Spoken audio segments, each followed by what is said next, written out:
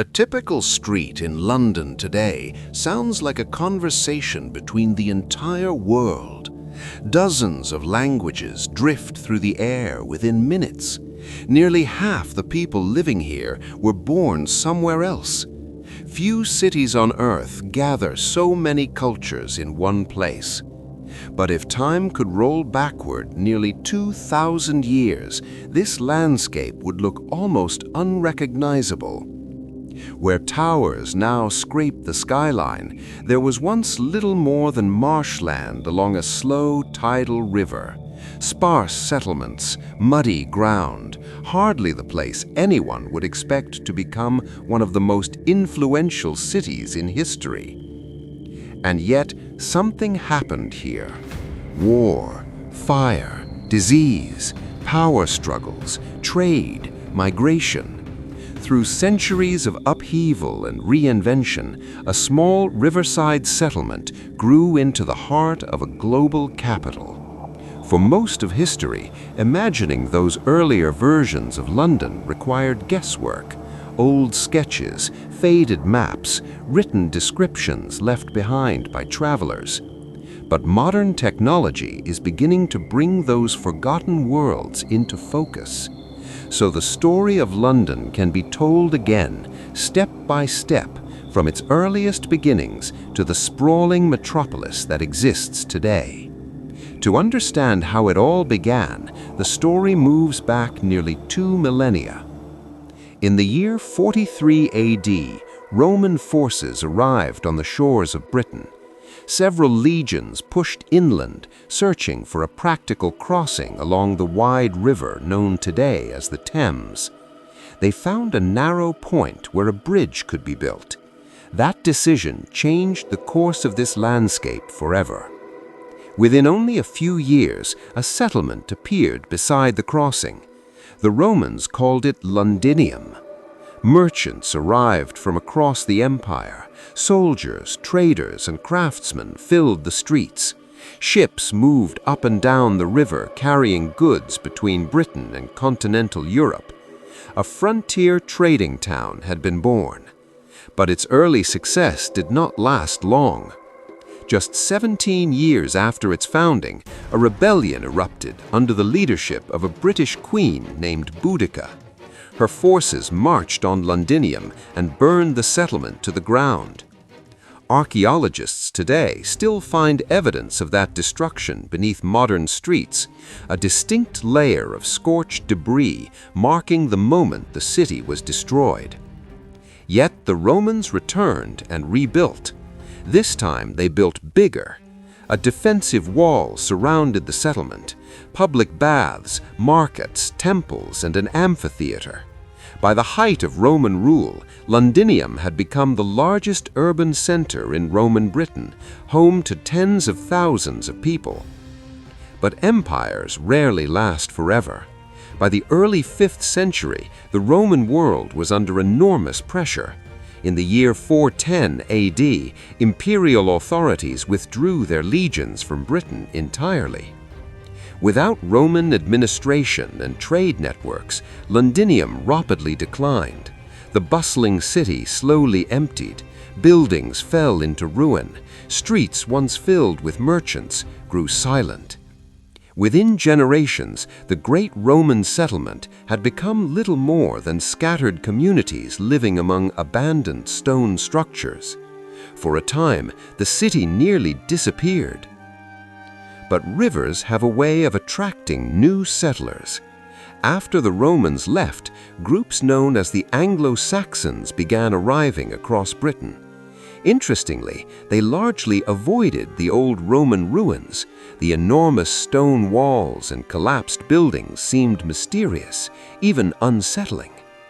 Instead, they built their own settlement nearby along the river.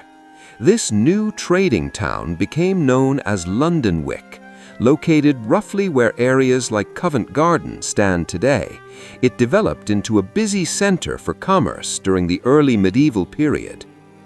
Goods arrived from across Europe, amber from the Baltic region, pottery from the Rhineland, wine from distant vineyards.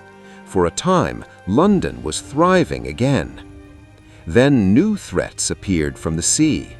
Beginning in the late 8th century, Viking raiders started attacking coastal settlements throughout Britain. London was not spared.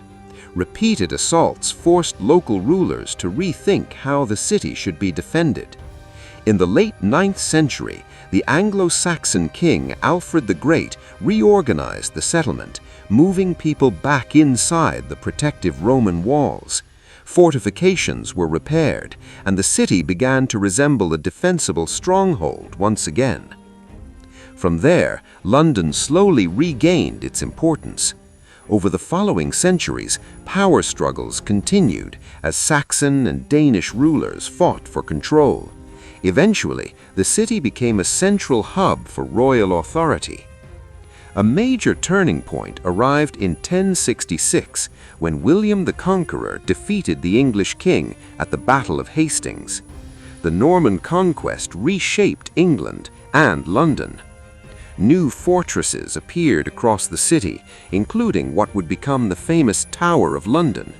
Massive stone structures rose above the skyline as symbols of Norman power. By the medieval period, London had grown into a dense and energetic city. Guilds controlled trades, markets flourished, merchants expanded commerce across Europe. But medieval cities were also vulnerable to catastrophe. In the mid-14th century, ships arriving from continental ports brought with them a devastating disease known as the Black Death. Within only a few years, the plague killed a large portion of London's population. Streets emptied, entire neighborhoods fell silent. Yet once again, the city recovered. By the early modern period, London began expanding at a remarkable pace. Trade networks stretched across oceans, wealth flowed into the city, culture flourished. During the reign of Elizabeth I, theaters such as the Globe Theatre brought the plays of William Shakespeare to life. But prosperity came with new risks. In 1665, another deadly outbreak struck the city. Soon afterward came one of the most destructive events in London's history, the Great Fire of London.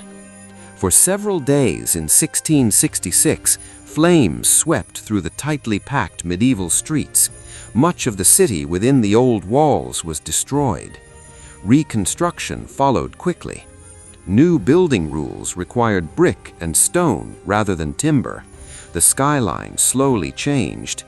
Architects such as Christopher Wren helped reshape the city, including the construction of the Grand St. Paul's Cathedral that still stands today. As centuries passed, London continued growing. The Industrial Revolution brought railways, factories, and enormous population growth.